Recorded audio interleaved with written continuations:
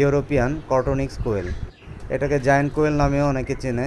তো এখন স্ক্রিনে যেই বাচ্চাগুলোকে দেখতে পাচ্ছেন এগুলোর বয়স মাত্র 25 থেকে 27 দিন। ওয়েট মেশিনে এদের ওজন দেখতে পাচ্ছেন, কোনোটা 250 গ্রামের উপরে, কোনোটা 230 গ্রাম। তো এইগুলো যখন পূর্ণবয়স্ক হয়, একটা পূর্ণবয়স্ক কোয়েলের ওজন 500 গ্রাম পর্যন্ত হয়ে থাকে। এদের বিশেষ বৈশিষ্ট্য হচ্ছে এরা উড়তে পারে না।